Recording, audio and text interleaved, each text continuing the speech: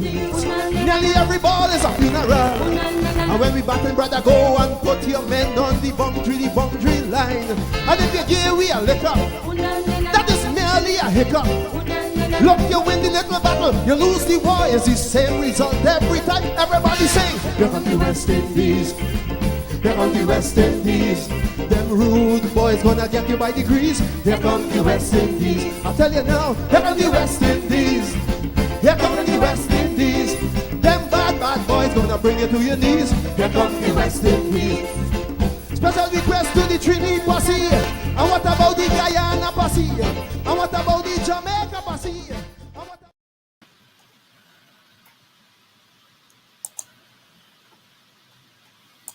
It's the summer of 1984, and as the West Indies take to the field against England, under captain Clive Lloyd, a new world order in cricket is about to be confirmed.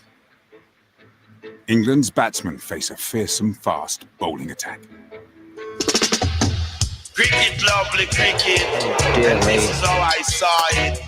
England has tried their best, but West Indies has won the test. Football. Getting out of bed, you know you're going to face Holding, Garner, Marshall. You thought, well, where do you hide? Oh, he's gone and caught behind. Gower goes straight after T. And Garner. Matching the ferocity of their bowlers is the awesome batting power of Vivian Richards. But what you got here is power. Magnificent hit.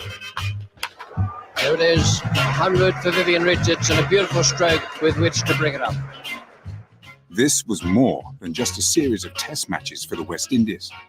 Those involved knew that a special kind of pride was at stake in what they did on the pitch.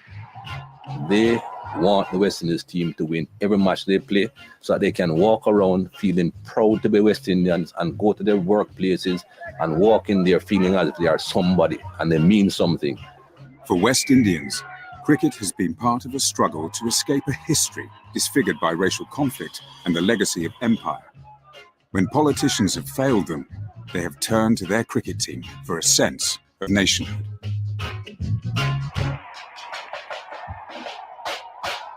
So when in 1984, Clive Lloyd's team completed an historic 5-0 series victory over England, And he's scored, it's all over. this was the peoples of the old empire striking back in a way that all West Indians understood went beyond the boundary.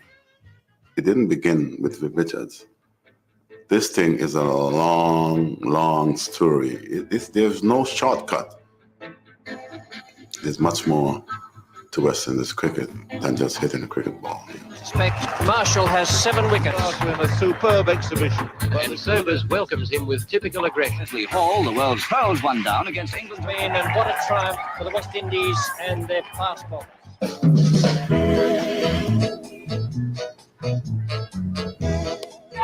Cricket has been described as the glue that binds the West Indies together, creating a sense of a single West Indian identity. It is the only test-playing nation which doesn't represent one country. Consisting of 10 sovereign nations, from Jamaica in the Northern Caribbean, the West Indies form an arc of islands, including Barbados and Trinidad, down to Guyana on the northeastern coast of South America. It is very important because it's one of the few things that we do together. Although they're islands and we're bringing one nation together, they all have their own flags and anthems and so on. So to play on that one banner of West Indies cricket it's an exciting one, but very challenging. There is strength in this cultural diversity, which can be seen in the way West Indians play the game. If you start at the top of the archipelago, Jamaicans bring and Antiguans bring an aggression and a huge confident talent. As you go around, you come to Barbados and you find graft and concentration. The proper Bajan will never get himself out when the score is 25 for 4. Now a Trinidadian will hit that ball for 6. You'll either be out huge or be a huge success. Anywhere, anytime. But when cricket first arrived in the Caribbean in the 18th century, black West Indians were excluded from the sport.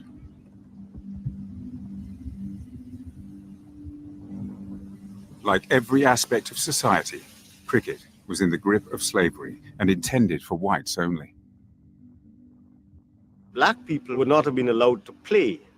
However, they had a role peripherally. They would be sent to retrieve the ball from the ubiquitous cane fields. There were cane fields everywhere. The physical strength needed to work in the cane fields meant the slaves developed a more athletic physique than their white masters, and they identified returning the cricket ball as their one chance to demonstrate this power. They would have imposed this on themselves, trying to throw the ball back as far as possible and as accurately as possible back to the wicketkeeper or fielder, something of the sort. As the game developed, they were called in to bowl to the white batsmen. And this now became a big challenge. That here at last, I've got a license to bowl to Massa, the man who owns me. This is one arena where I could now confront him not just as an equal, but probably even as somebody superior. After slavery was abolished in 1834, black West Indians began to be called to play alongside whites, who needed them to make up a playing 11. By the turn of the 20th century, black and white were playing together. And in 1906, one of the first West Indian teams to visit England included black players. But the racial stereotypes which divided West Indian society also dictated the roles played on the cricket field. The tradition of West Indies cricket spoke in terms of a division of labor on the game of play along lines of race and class. Batsmanship was seen as the art of the white player. The fast bowlers were seen almost as if they were laborers, and the young black men would be the fast bowlers and the outfielders, and that was how the game was framed. Out of Trinidad in the 1920s emerged a cricketer who would challenge this apartheid. Larry Constantine, Larry, I never bowled it for the line. Honesty and integrity are the sum total of Sir Larry. Larry Constantine learned to master every part of the game on Port of Spain's Savannah pitches. Here was a man who could bat number 4, who could open the bowling and field at cover point.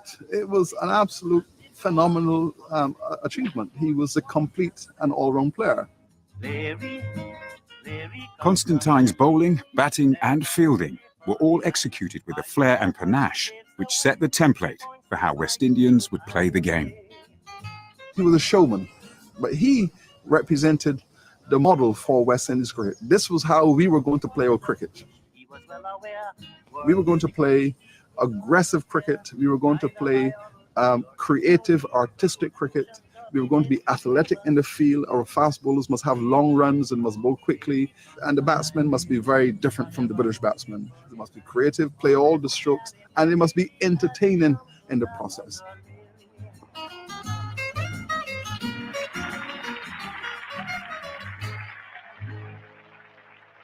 Constantine was part of the West Indies team which travelled to England for their first Test match in 1928. Captained by former Army officer R.K. Noons, Constantine knew that it was inconceivable that a black West Indian could lead the team. But the West Indies were beaten 3-0, and Constantine soon began to feel that a black captain was needed for the team to progress. Cricket in the West Indies is the most obvious example of the black man being held back. And West Indies cricket will never reach its full potential until it has a black captain. Constantine inspired black West Indian cricketers, and in the 1930s, a specialist batsman from Jamaica surfaced. George Headley challenged the stereotype that only white players could bat at the top of the order. In 1935, Headley, batting at number 3, scored an unbeaten 270, leading the West Indies to their first ever series victory over England in the Caribbean. He was a tremendous player, one who proved to West Indians that we do have players here who could really compare with any, and even the great Bradman, because everyone said Headley was the black Bradman. People here said no, Bradman was a white Headley, and so on. And of course, being a black Jamaican from a humble background, that made him more of an icon because the masses could identify with him. Headley and Constantine were the first cricket heroes to black West Indians, and their achievements on... Hello there, and welcome to today's edition of Cricket 101. It's a Sunday evening, and we are ready to roll. We are ready to roll here on Politics 101, our sports edition, our cricket edition, Cricket 101. Just putting the show in context there, some cricket history, West Indies cricket history. I think there are a couple of things that we can take away today. Our first great cricket superstar, Larry Constantine. Our first great West Indian batsman, George Headley. And the context in which the game developed, in many regards, was a political context. Hence, the way in which we see our cricket. C.L.R. James would have laid the groundwork, if you will. He was the pioneer in seeing what he called cricket beyond the boundary. And it is that framework that we use on this program in our analysis of cricket. You see, sometimes people analyze cricket as a game. And if you analyze it as a game, you look at stats, how many wickets a person takes, how many runs they make, and you leave your analysis there. But the Jamesian analysis, the Caribbean analysis, is an analysis that says cricket is much more than just numbers. Numbers are important, but to understand the game from a Caribbean context is to understand it beyond the boundary. What is the relationship between what's going on the field of play and what's happening among our people? Lots of time for example, we quarrel, I do, with our players today. You know, they're not nationalistic. You know, for them, money is important, and so forth. The fact of the matter is that those players come from our region. We can't expect to recruit consciousness if consciousness is not in the society themselves. And so it is my firm view that when we talk about people like Atmaya and you know, I dated back to the Lara era, but coming through to the Gale and Pollards and Bravos, right down to now the Atmaya and Purans and them. As we critique them, we have to take into consideration they come from our society. It is our society that is giving rise to them. What is the difference in the society? A society that gave rise to Holding, Richards, Clive Lloyd at a particular time, and before that we had the Canais and Sobers and Butchers and Gibbs and Hall and Hunt and so forth. And even before that, the Constantine and the Headleys coming through to the 50s, the 3 W's, Ramadan and Valentine.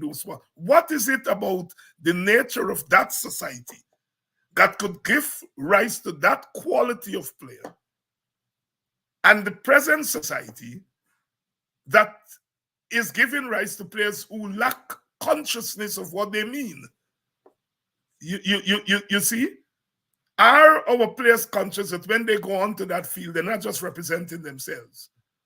They're really representing 5, 6, 7, 8, 9, 10,000 people. We're talking about those of us who are at home and abroad.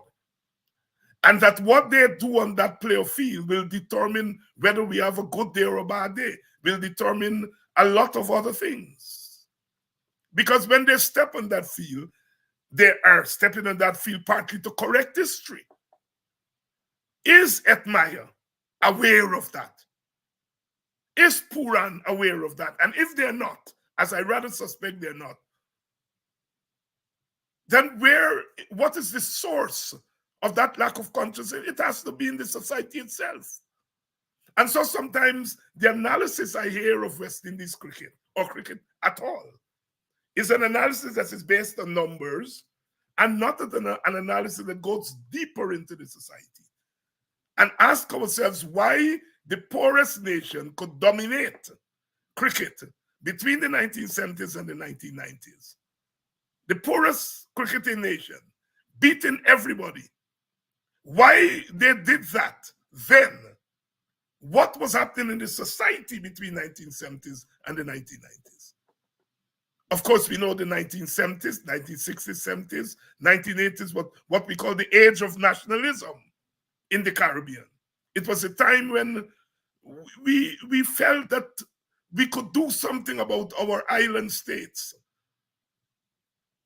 that we could build a society based on equality and justice, that we could confront our former colonial masters on an even playing field. And the cricket field became that. You have two umpires, ostensibly fair. A lot of times they weren't fair, but the rules generally were the same. And we whipped the rest of the world. At the same time, Black American boxers and basketball players are beating the rest of the world. Hello? Is that by accident? Is it by accident that it is in 1950 that we're beating England on England soil for the first time? And in 1950, we are seeing the first signs of what we now know as reggae music, ska, coming into being? Hello? Is it a coincidence that we are beating on the world? We are beginning to beat our colonial masters at Lord's, where they saw it. And reggae is emerging. And the whole set of Caribbean novelists, from Naipaul to Selvon to Meta Halsey to Martin Carter, and novelists and poets are emerging in the 50s, George Lamin. Is it an accident? No, it's not an accident. It's a society in motion. And so that's how we analyze cricket here. That's how we analyze music. That's how we are. There's a linkage between what's happening on the cricket field. One of my idols is Carl Hooper. I hear people say all the time he was a failure and didn't live up to his expectation and all. I don't buy that analysis. He played over 100 test matches. He made over 5,000 runs. He took over 100 catches. He took over 100 wickets. And his very presence on the field may not have yielded runs for him, but may have yielded runs others when he danced down the wicket to the best spinners in the world. Created doubts in their mind so that somebody at the other end. That's how you analyze our cricket, I think. Good evening. Please share the link. We're ready to go. My brother, my brother Butcher is here. And Brother Butcher, I know you're a numbers man. Yes. I know you are more than a numbers man. Yes. All right. So here we are again for another week. We are counting down to the World Cup. It's going to be here in a couple of weeks, 2 weeks or so. Sir Courtney Ambrose came out and said that he thinks the West Indies is going to win. Brian Lara says that he thinks that we're going to get into the finals. More and more we are hearing that analysis coming from some of our past players, that this may be West Indies time. But before you go there, I just want to put to you the notion of trying to understand where our cricket is.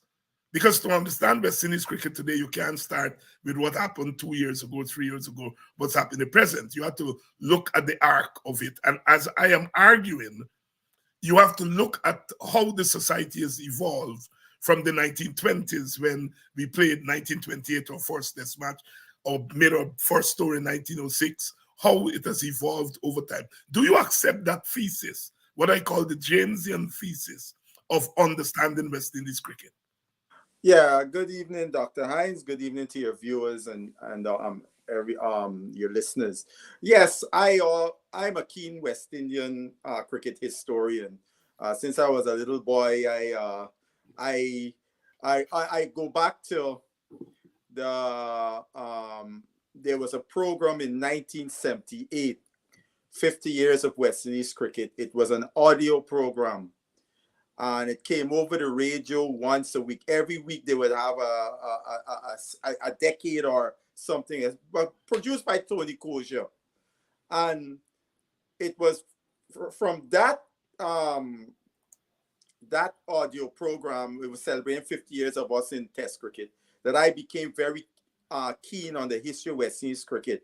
And I have never separated our cricket from the society. Hence, I would say, when I think last week when we spoke, I said, although the societies, the countries have the same name, Guyana, Jamaica, Trinidad, Barbados, Antigua, etc., the societies in which these players are coming out from are not the same societies of the players of bygone eras. Their values are different. The way they look at the world is different. Their understanding of who they are as Caribbean people, whom they represent, is not something they have been schooled in. So you see them making choices, and we looking at them as if they are aliens, because we looking at them through the lens of how, because we would have come up in a different era. We had a different appreciation. And I have scolded my Caribbean friends, those in the Caribbean that like to scold these youngsters. I always tell them, what society are these youngsters emerging from? Yeah. They are not different than any of the young people around the world, but what they are representing is not being represented in our societies today. I mean, for example, one of the things you could look in our societies amongst the young people is this hyper-materialism, right? They will reflect that they're coming out of the same society. So those values will be there, and West Indies cricket is unique in the world, the cricket world. Nowhere else in the world has that legacy. And so our young people, because they're not understanding that, they think they are just cricketers. And cricket is not just cricket in the West Indies. It is not just cricket. There is a whole colonial legacy that comes with our cricket. As I said last week, I remember my dad telling me the story when they got to England in '63. Worrell told them, look, when y'all walk out in the field, it's not just we playing for or the fans. It's all them black man everywhere, because the winning is the difference between they getting fired or walking into work with their chest puff up. And then also those players had a mental, because many of them, either the nations was on the verge of becoming quote unquote independent or had just gained independence. So they were trying to get their foot in. That's why I have argued to people why people of that generation call the Sobers, the Butcher, the Kanai, the Hall, the Griffith greats. When you look at the numbers of some of them, you would not put them in the category of great statistically. But why they were great, they put the Caribbean on the map. They made Caribbean people men and women that could walk proudly anywhere in the world because of what they did by defeating the colonial master, beating them like a drum up and down in the 60s, right? And I have said this, because of the environment, those teams in the 60s will have an iconic status among a certain generation of Caribbean people, even Clive-like teams would never have. because of the environment in which they did the business. You see? So Yes. yeah, I never separate the stats from the environment when we're talking about West Indies cricket. And I'm very glad you made that point, because we can divide our cricket into segments. Our cricket history, we have the colonial period, which would start in the 1800s when they first brought the game to the 1950s, late 1940s after the war, the colonial period. And then we have the decolonization period, the period when we are now getting into independence. And that period would last from the late 40s until the late 60s. Your father, of course, was part of that decolonization team. They are helping us to bring in independence, you know? And then you have the nationalist period. That's when we begin to beat them now, right? We are our own nations. We have our own sense of who we are in the world. We are saying to the colonialists, now is our chance to build our nation. And the cricket explodes in the period of nationalism. It was, you and I would know that, our generation. Yes.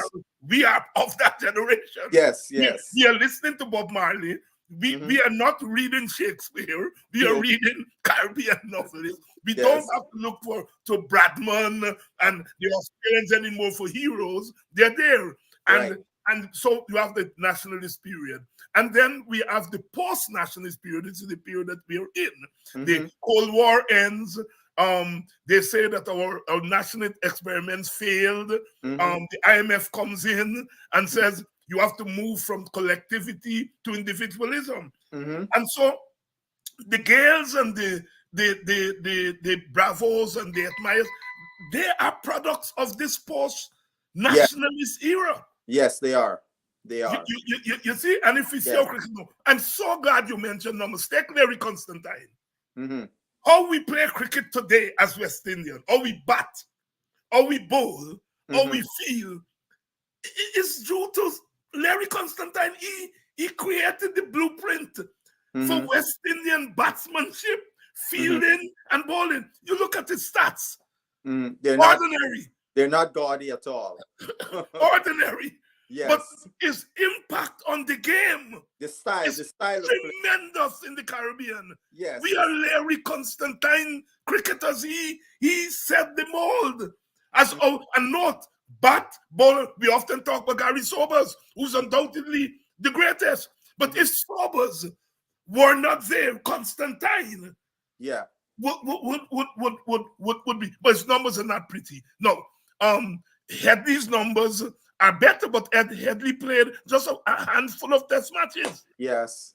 And because in those days we didn't play much. I mean, he played every test match we played from the time he debuted, which was only 16 or 17 test matches, right? So and Headley also is so important because for the first time a West Indian cricketer could be called one of the best in the world, or if not the best. I often tell this story, and this is what I learned from the same 50 years of West Indies cricket.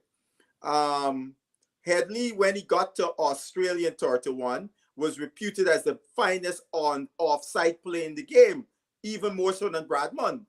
And he had never seen leg break bowling before. And great Australian leg spinner Clary Grimmett dismantled him in the early test matches. And between the second and third test matches, he had a lot of time and he practiced. And when he left Australia, Clary Grimmett said he was the finest onside player he had ever seen. So I have said to people, well, if he arrived as the finest offside player and left as the finest onside player, he must be the best, although the stats may not show that because Bradman's zone was outer-worldly. But Headley was playing with a team that, if Headley don't make, the team don't make. He had the occasional other guys would make runs, but as they called him back then, Atlas, he had the world on his shoulders every time he walked out the bat. He had all the descriptions of Headley saying he was the best wicket batsman. No, that tells you the tremendous skill he had to have to be able to negotiate on a bad wicket. So all those things I add up, And I say Headley is second to none. And because and him, he is the progenitor of the West Indian batsmanship in terms of that style and flair and great skill that we would see coming down the decades later on. You know, I was fortunate to know a man who played with Headley in the West Indies team, and he went on the last tour before the war. A man named Ken Bam Bam Weeks. Met him. Yes.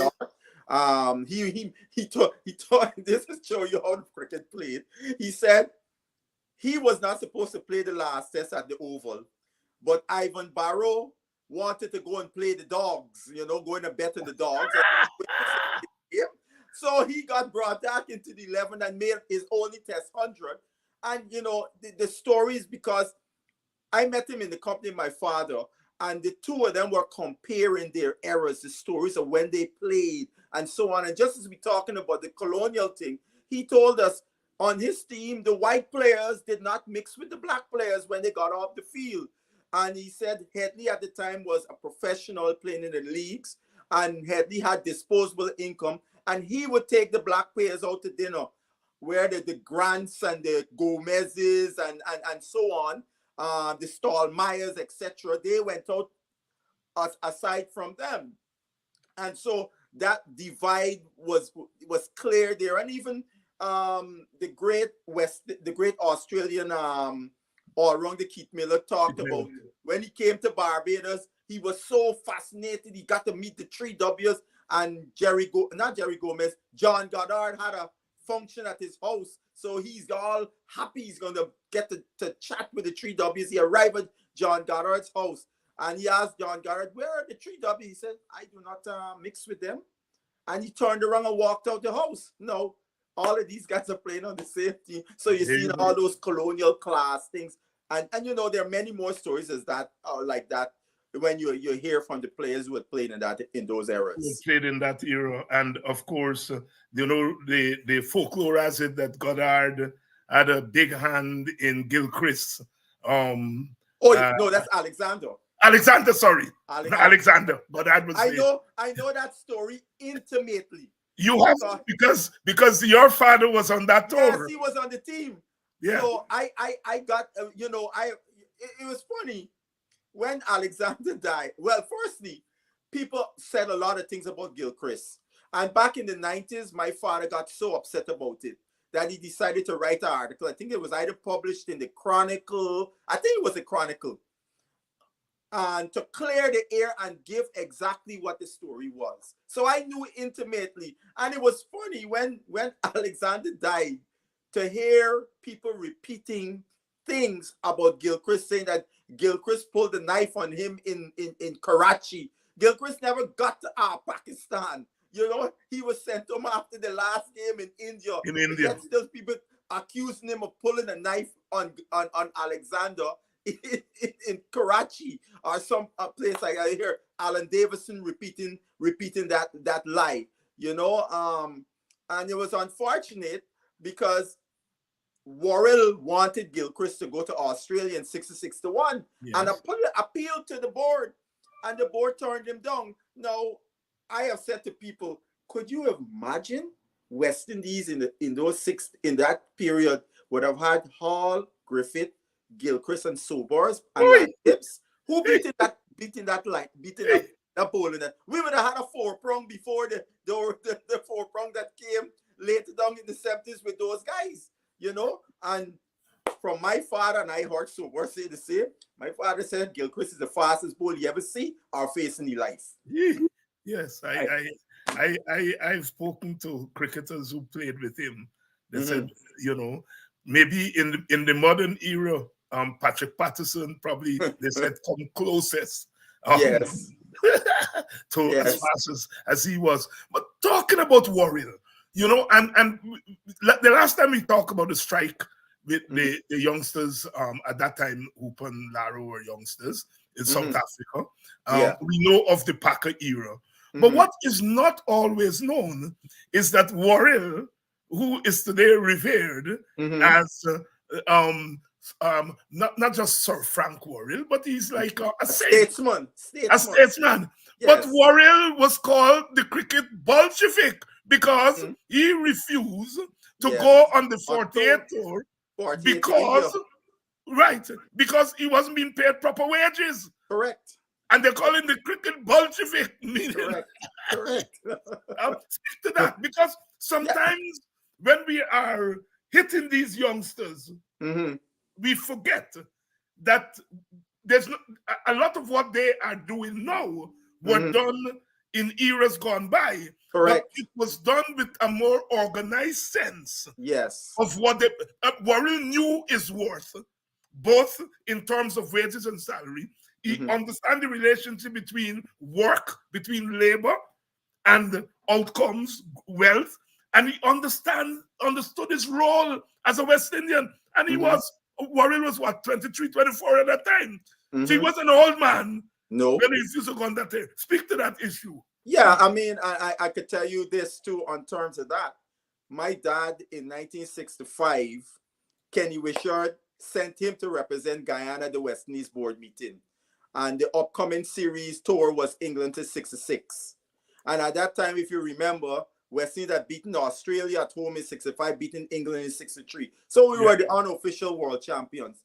And my dad got up in the meeting and said, we are the world champions, and we are going to be getting paid less than the England team we're going to play against. It should not be so. And the Barbados representative, I think it was a man named Erskine, I think my father said, got up and said to Stallmeyer, Jeffrey, is what Basil saying, is that so? And a big discussion came around, and as a result, the West Indies team were paid higher than the England players for the 66 tour. And Wishart, apparently Alan Ray was a representative in Jamaica, called Wishart, and he said to Wishart, it's the first time Guyana ever had representative at this meeting. I get up as a player. But Worrell was a progenitor to that. And those things, I think sometimes those things should be spoken about, elevated about the stance at World to sacrifice not going on a tour because they were not being paid well. Because again, that was the colonial setup. You guys are helpers, you should be happy that you are in this mix. And that's the way, and that culture of treating West Indies cricketers as something that was from the start, and that culture still prevails to this day, despite what I call the neo-colonialists, because they have never destroyed that. So we have people that look like us treating the players unprofessionally in today, which is a way more professional environment. In those days, you had a job and you won't play cricket, so it was a semi-pro thing. You're not even semi-pro. You get a stipend, you go and play. Today, now, this is a professional sports in multi-billion dollars. The professionalism that is required by administrators vis-a-vis our cricketers is not there. So as a result, that strained relationship continues to this day. And more so now, these guys got options. In those days, if you play West Indies, that's it, right? Now these guys have all the options. So they're not going to take the nonsense from the board. So to me, that is a relationship that is primary that has to be repaired, so we have a respectful, professional relationship between players and administrators for our cricket to move to where we want it to go, outside of the governance. Right. Basil, I'm going to ask you, it's a question that I'm sure you've been asked a million times, and you would have answered a million times. But I have to ask you here. We know the lay of the land today. We know the sports industrial complex that cricket, like, education and everything else, become big business, right? We are aware of that. We are aware that the present crop of cricketers today, they have money partly on their mind, understandably so. They're not just going out and play and say, I'm playing for the nation. In their mind, I'm playing for the nation, and I'm also playing to secure my own future and that of my family. But it seems to me that the cricketers from other parts of the world are able to strike a balance. So, for example, Butler and the English players in the They all IPL, left. They're gone. They're gone. Yes. And no worry, no big deal, no nothing, no quarrel with the board, and so on. I get the sense that some or the other West Indian cricketers, and by extension the West Indies board, they have not been able to work this thing out. And I have to tell you, as a West Indian nationalist, who has had to confront all my life that we don't think rationally as Caribbean people, as Black people, that our emotions are the things that come to the fore and not reason. And I'm wondering, why is it the players, look at Bangladesh, they pull, what's his name, the fast ball who was one of the top bowlers of that, but they pulled him. Yes. Mustafur, I think. Mustafur Khan, the left arm seamer, That's right, and he's gone. No fuss, no nothing. Why is it in the Caribbean we are not able to get? My God, we have produced Sir Arthur Lewis. We have produced CLR James, and I am confining it here to thinkers, right? It's not. We have produced icons in the world. Oh my God, with all that brains that come from our region and that surface the world. Yes. When you consider Walter Rodney is much more known in Africa. Yes. Here is a West Indian turned upside down. More than in his own country. More than in his own country. What is it in your estimation? I know you deal with sports, nutrition and fitness, and you also have to deal with sports psychology because they all go hand in hand. So maybe I'm asking you a question here that is bordering on psychology. Why we can't get it together? I mean, that's something we have debated, over the years, and I think what has happened, there has been an erosion in our foundation of our West Indian cricket. And anywhere in the world, the foundation is similar. The foundation of our cricket is club and school cricket. It is in those arenas you get your, and I use the word indoctrination about what it is West Indies cricket is about, who are your icons, and you learn about all of these things in your school and more so in your club, right? Because when you get to club, that's when you become a little more serious about the game, that you have aspirations when you start playing club cricket, right? School, you take it on and so on. But then if you really want to take it to the next level, you go and join a club. And that erosion of the club environment, there was a time where in our club cricket, you played with national players, current national players, some just past national players, even former West Indies players, or even sometimes current West Indies players would be featured in your club cricket. So you got up close mentorship, tutorship, the whole nine about being a cricketer to represent first your club, your country, etc. What West Indies cricket was about, because these people ingrained that into you.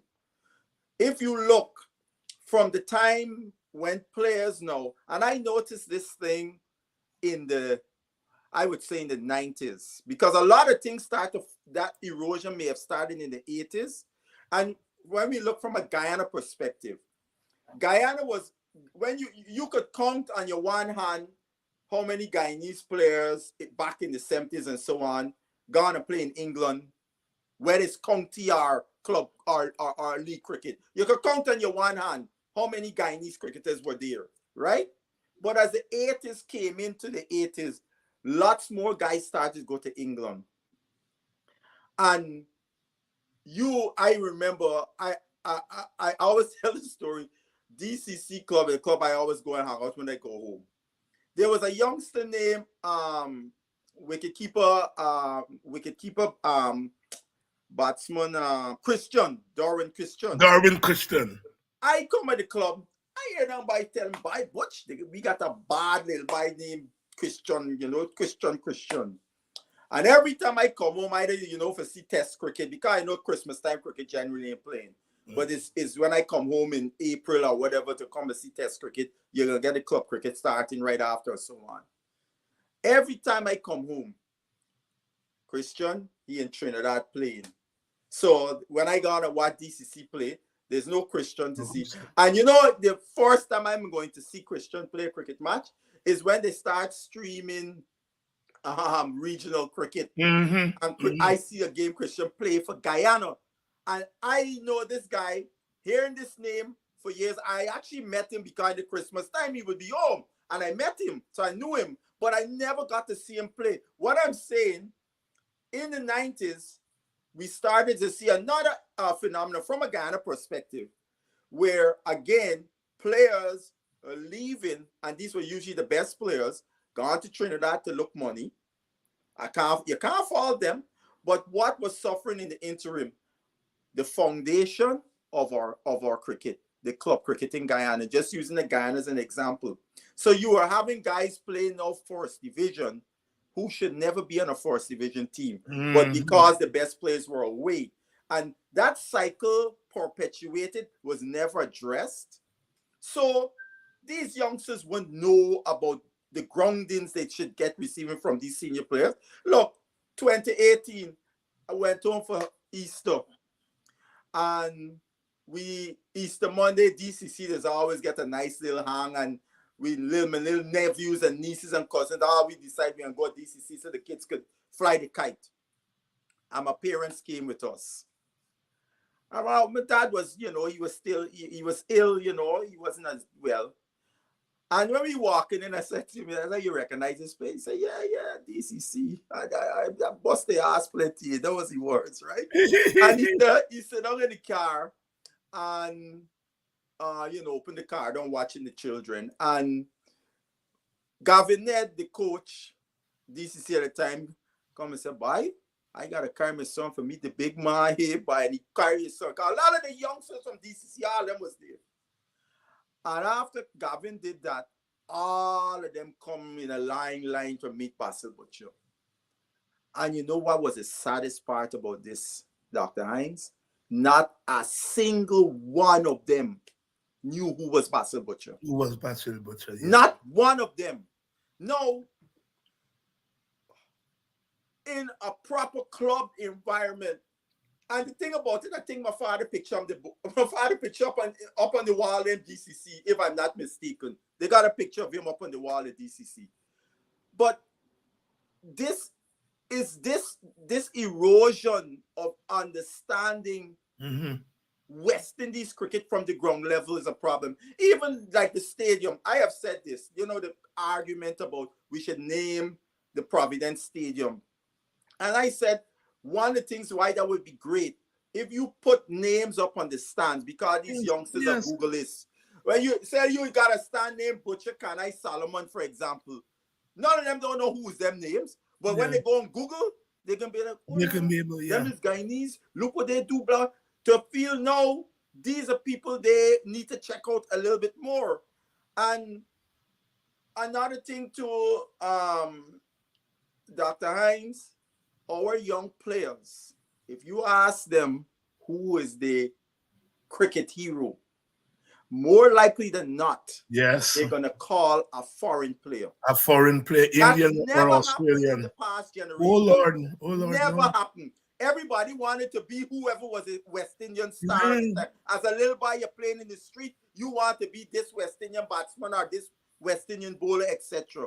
So all of those things, all those little things add up to why our young players don't have that appreciation, because the structure within which they're coming up do not inculcate in them that appreciation. Unlike, say, a young Australian child comes into the Australian cricket structure and is inculcated by the green cap. The Indian child, the English child, South African, etc. You hear these young players talk, how they're proud to represent their country. We don't hear that from the West Indian players. Yeah. When you listen to West Indian cricketers, they talk about our fans. Yes. Not the West Indian people, No. not the Caribbean people. They're fans. It's in their heads. It's just a game because game got fans. Yes. But our cricket, for example, Sir IVA Richards is a name to this generation. It's just a name. Yeah. No, if they knew, and I feel for this generation, Sir IVA should be studied not just because of his prowess, but what he stood for as a West Indian cricketer, as an African man. An overtly political cricketer, because they all were political cricketers, but he was overtly political. Yes. Right? He should be studied for that because he has often been castigated by some in the Caribbean when you try to highlight those political stances of IVA or IVA, which, you know, I remember the one when he said the West Indies team is an African team. Oh God! And I had some serious knockdown debates with people who disagreed with it, and I said I agreed with his position. But people like them it should be studied, so a young player will get an appreciation for what these guys. When you hear these guys talk about, you know, watching the players today and so on, they will get appreciation because of the context these guys are coming from. You know, Sir Andy Roberts, still to this day, he just wear his emotion on his sleeves when it comes to West Indies cricket. When they lose, you know, he just take it on. You know? Yeah. So, in case you're just and you know, sometimes I tell you, I said, man, how you still? He said, boy, let me tell you something. It's West Indies cricket, give me all I get. So why am I not going to take it on? You see? Yes. In case you're just joining us, yes, it's West Indies Cricket 101, the place to be on a Sunday evening. And I'm on here with Basil Butcher Jr. We are talking about West Indies cricket in its larger perspective. You know, Basil, I met you for the first time 24 years ago. It's that long. Carl Hooper had retired in 1999, and he came back, and at Evelary there was a practice match there to see Carl Hooper play in a practice match, and I was there. And I am telling you, I was already a PhD. I consider myself fairly important, but I wanted to be next to Carl Hooper because in my head, he represented something much more than I represent. You see, he was a cricketer, and he was in the position, I think, to represent my feelings, to represent my thinking about my country and my region and my people. And I did. And I wanted to be next to him. Yes. And when I got there, I realized I was not the only one. Exactly. There was so many of us there around Carl. And the old talk, I remember Victor, remember his name? Benjamin was there. And I remember following Victor Benjamin in Case Cup as a small boy. So I wasn't just meeting Carl. Right. I was meeting Victor Benjamin. And to listen to the two of them, of, in a sense, two different generations. Yes. Talk about cricket. Oh my goodness. Yes, I mean, yes. It is still one of those moments that I go when I'm about to go to sleep in the night and I'm thinking where my life is. I go back there. And of course, I met you, who was Basil Butcher's son. And Butcher, as I said, for me, is the pioneer of a new kind of West Indian batsmanship that departed from the flamboyant, expansive. And he would have laid the groundwork for Larry Gomes. And later on, as Shiv Chandapal. And now we have Craig Brathwaite. But I would say though, Brathwaite is more in the vein of the Beechans. From what I understand, my father was a bunch, but I tell you, that was deliberate on his part because those who knew him when he first came down to Georgetown, Kanai and all them, he was the flamboyant batsman. He was the big bat. So I heard. But what happened, you remember, he got dropped. Because I asked him this question, because I got an old-timer friend who played it, saw them from when they started. He played Case Cup back in the days with them. And he told me, and I asked my dad the question, he says, Skipper, when I got back in the team, Rohan was a star. Rohan could make a few, could fail and don't get dropped. I know how to re-establish myself. So I could not be as flamboyant as I probably was when I was a younger player, because I can't afford, because he had this saying,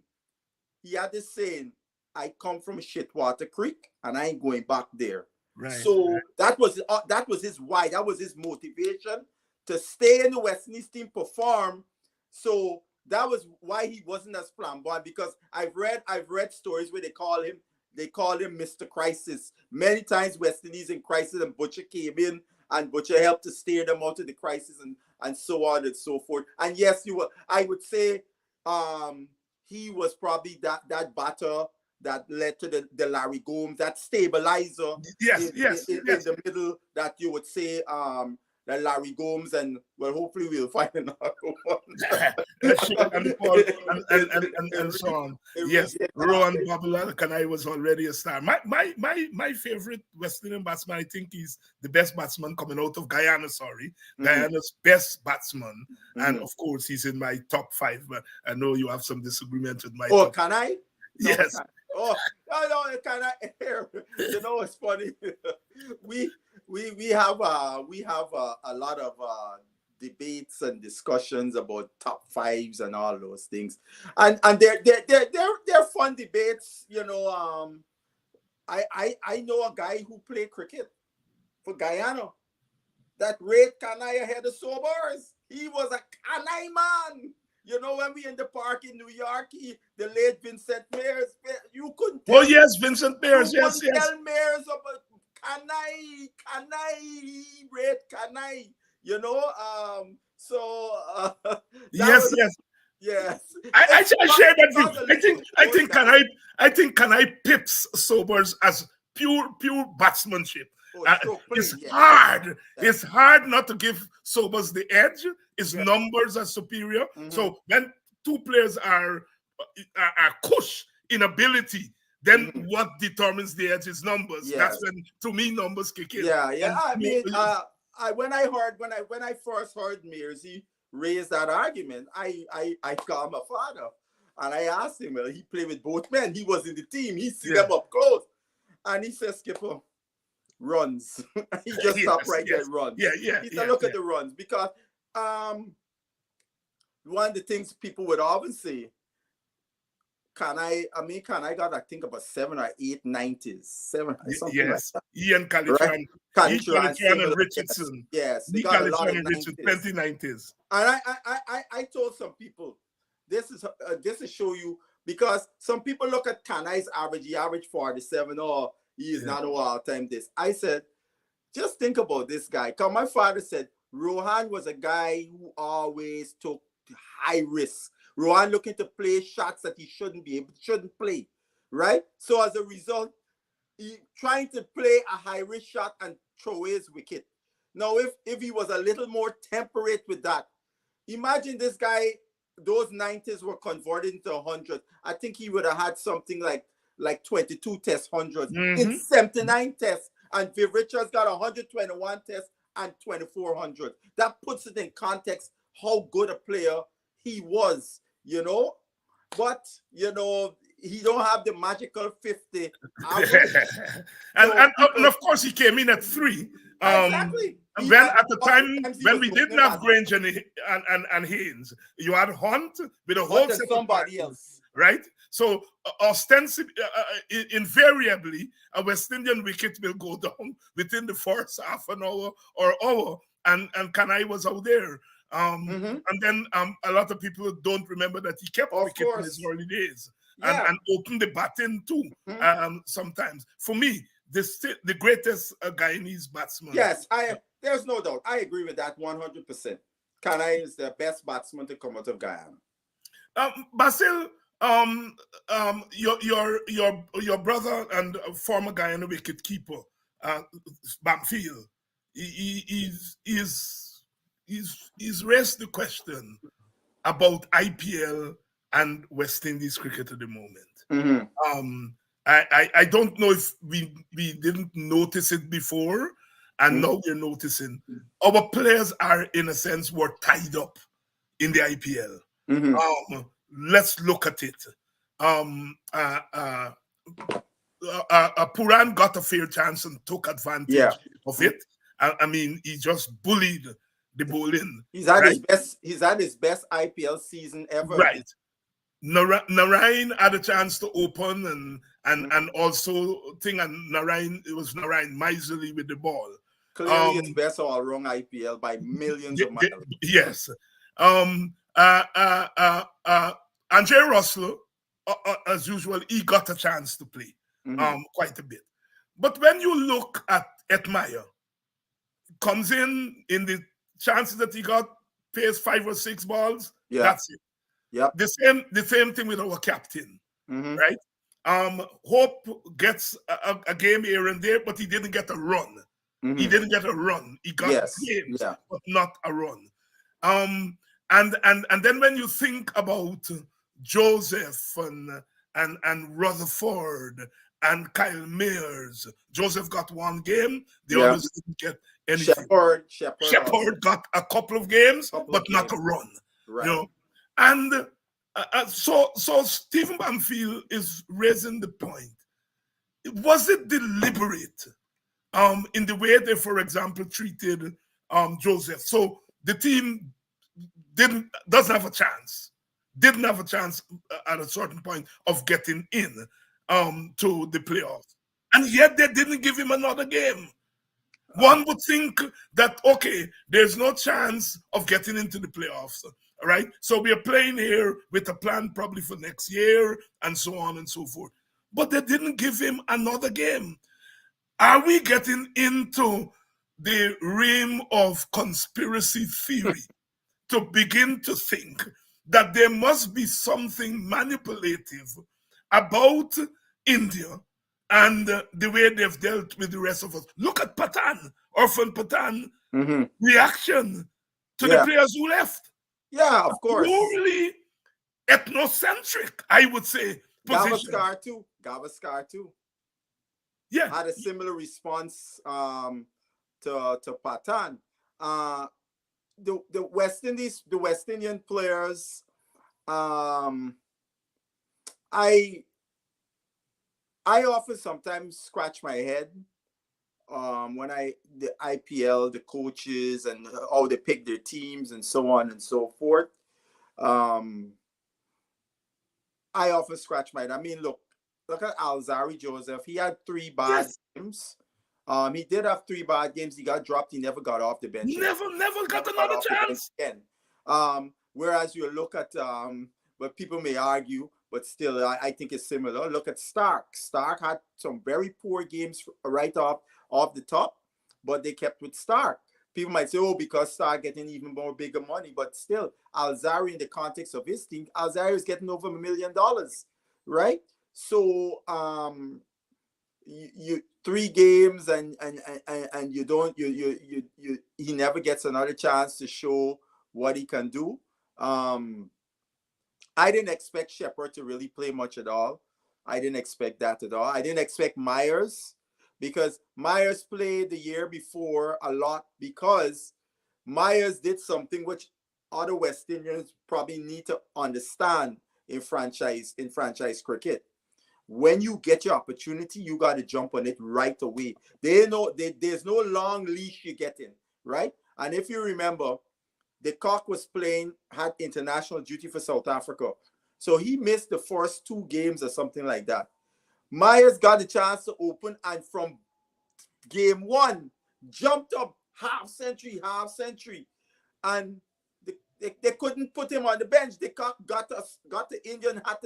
Imagine the Cock sitting on the bench because of his play, right? I am surprised that Shamar Joseph never got another chance, because in that 1 game alone that I saw, because that's one of the games I watched every ball he bowled. I thought this guy showed those elements that you would salivate to want to give another chance, right? And I am surprised that that team did not give him another chance to play again. You know, their cricket rationale, because even on that team, Matthew Hayden and some other commentators of high note were very critical of why they batted Puran so low down the order. Matthew Hayden's mind, Puran should not be batting lower than 3 because of all that he brings to it. And actually, one of the games when he was commentating and they got to speak to the coach Langer, Matthew Hayden came hard at him about that. And Langer gave his spiel as to why we feel Puran could win the game from any batting position and blah, blah, blah, blah, blah. You know, but win the game from any batting position, but maybe why not let him try to win the game from 3 rather than coming at 5, you know? Yeah. And, you know, so the IPL is one of the things I noticed with the IPL. They're the most data-driven cricket league in the world.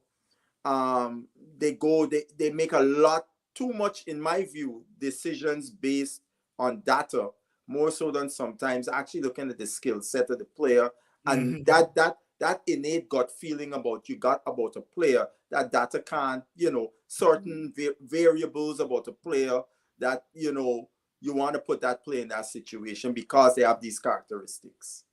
So it's a dilemma for us. I mean, our players are earning money, and thank God.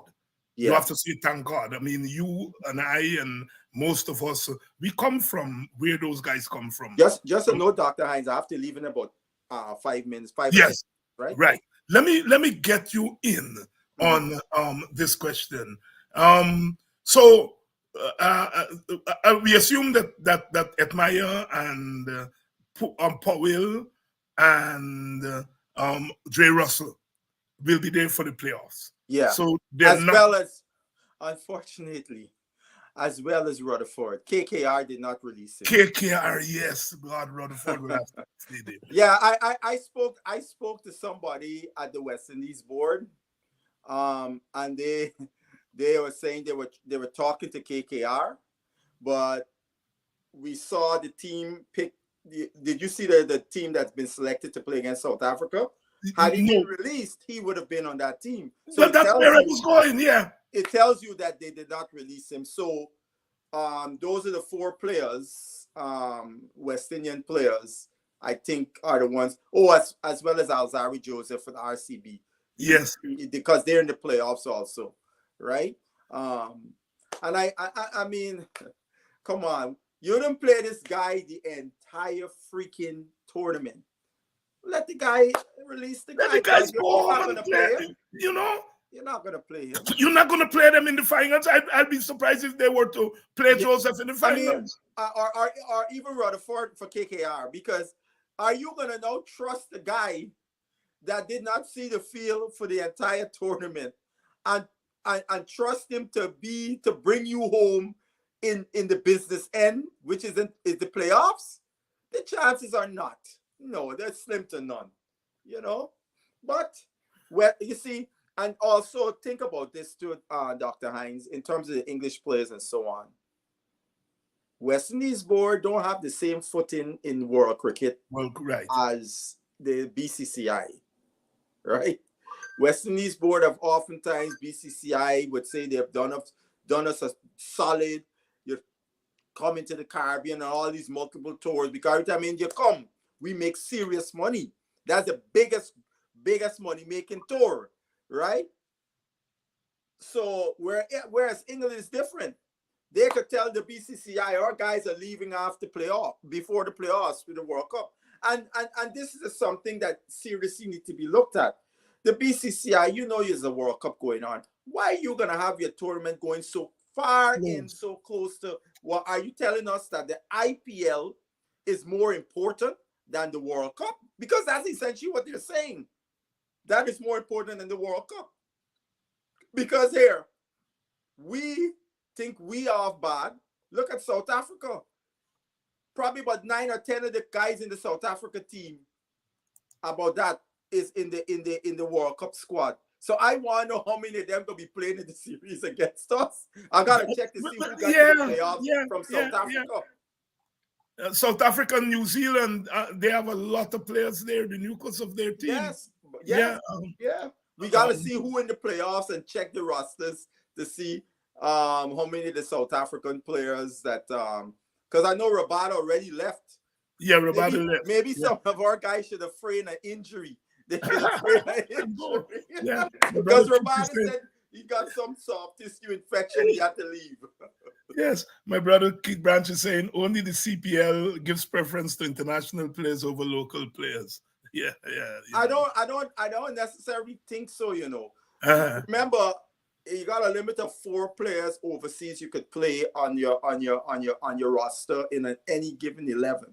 You're only allowed 4 internationals, and I always think about it. These franchises would, like say a CPL, they would invest a lot more in an international player than a local player. I think that's what they invest that kind of money to got an international player on the bench. Those are the things West Indian cricket fans often get caught up in, because we are so accustomed to our local domestic cricket is nationalistic. Right? It's not these considerations of franchise cricket has discombobulated many West Indian fans. And the fans who have mostly been discombobulated with this is the Bajan fans. They could not understand how Bajan can be in the 11 because the team played in Barbados. It's not the Barbados national team. It's a local Butcher, it took me a little while, all of us. It took me a little while. I couldn't jump up for the Amazon Warriors. I mean, I'm not being ethnocentric, but I just couldn't understand Tahir captaining. And for me, why I'm an Amazon Warriors fan is because they're in Guyana. That's right. That's right. I jump on the bandwagon from day one. The nationalistic thing. I identify with Guyana, so there's no other regional team I can be rooting for, for Guyana. So that was an automatic thing for probably all of us in the Caribbean. We became fans of where the franchise is based on where we come from. Where we come from, Basil Butcher. I'll quickly, half a second. You satisfied with the team that they picked there for South Africa? Against South Africa? Yeah, I don't think they got anybody that maybe I've heard people talking about Sinclair, but with Chase, I don't see Sinclair getting the mix. So why you want to give Chase the reps, right? For the World Cup. So it wouldn't make sense to bring a Sinclair in that. He's the only one I could see there was a possibility to be in that mix, but for those reasons, I don't think it's a bad idea. I will tell you, Dr. Hines, I'm looking forward to see Mr. Joseph running against South Africa. I am looking forward to see that because I know the cock will be playing. That's right. That's right. Right? That's right. So, I mean, South Africa, maybe the next time we talk, South Africa is one of the teams that is a very dangerous team. Very dangerous. Not more than I have South Africa as one of the favorites because they have a dynamic bowling lineup with 2 top-class spinners. The left arm and the left arm Google Chinaman one, Shamsi and Mirage, right? And even Markham could come and bowl his off break, the captain. And then they have a pace attack that's second to none. And in that batting lineup, you got Klaasen, De Kock, and Miller, David Miller, that could match Lumber with any team in. And the difference is with those guys and our Lumber guys, those guys are all proven match winners. They have done it on many occasions for their country. Our guys are not so proven in match winning, but they got the Lumber. And I say West Indies is a very dangerous team. The thing I'm very cautious about is our bowling attack. I don't know if we could defend the runs. That's the problem. Yes, yeah. No, Dickok and Phil Salt. When I look at those guys, you remember when we were little boys, they had a Jamaican named Basil Shotgun Williams. Oh yeah, Shotgun Williams. I was fortunate to see his test debut 100 at Border.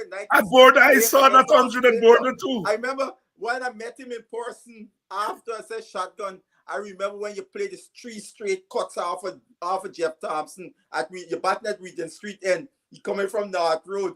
And Thompson pick up the ball and pelt you at the end of the over.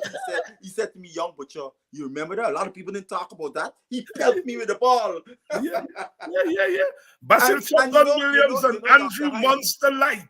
Yes, these guys today, I said if Light and Basil Shotgun Williams were there today, they would walk in the team. Oh my goodness. And you know the funny thing, the first time I'm gonna hear this with my ears, my own ears, because me and my 2 brothers, we were supposed to sit on. You remember they had that box right next to the side screen in South Stand?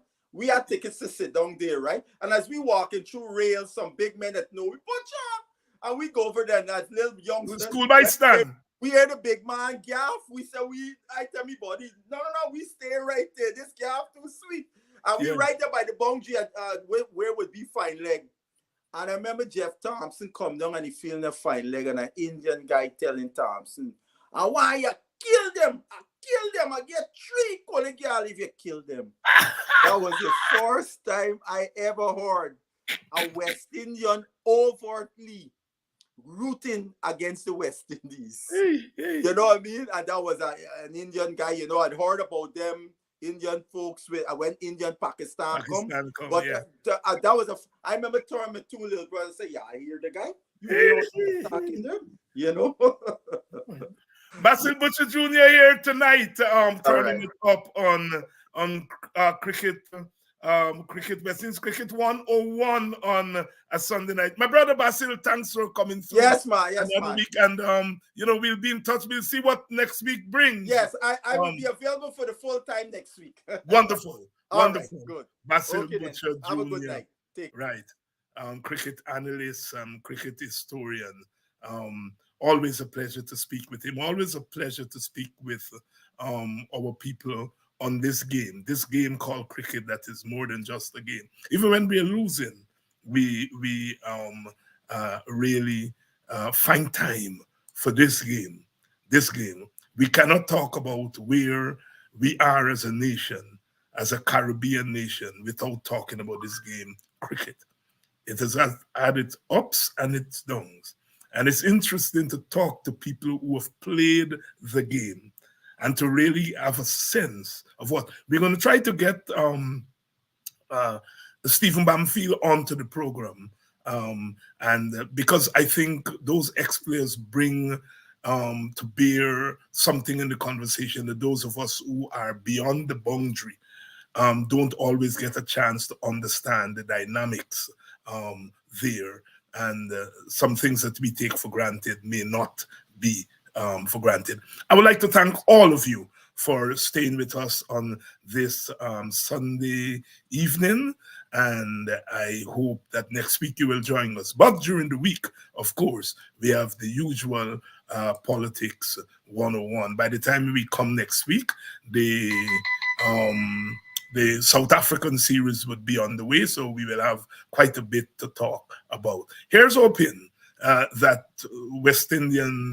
the West Indian team comes through for us. We are due for something to shout and scream about from our boys on the cricket field. Thank you all so much. Thank you all so much for staying with us. And of course, I am going to I see some familiar names here. People joining us from Trinidad. Welcome those of you who are joining us from Trinidad. I see somebody's joining us here from India. Welcome. And I'm going to see you all next week. Please spread the word. Please spread the word that this show is on. Those of you who have not had a chance to see the entire show, of course, it will be there on Facebook and, of course, on YouTube channel. Go to West Indies Cricket 101 with Dr. David Hines and subscribe to that page so we can grow it. Thank you all very much. rude boys gonna get you by degrees. Here comes the West Indies.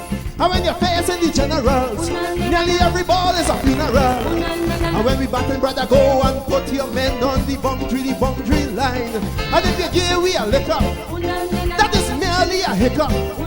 Look, you win the little battle, you lose the war. It's the same result every time. Everybody sing. Here comes the West Indies. Here comes the West Indies. Them rude boys gonna get you by degrees. Here comes the West Indies. I tell you now, here comes the West Indies. Here comes the West Indies. Them bad boys gonna bring you to your knees. Here comes the West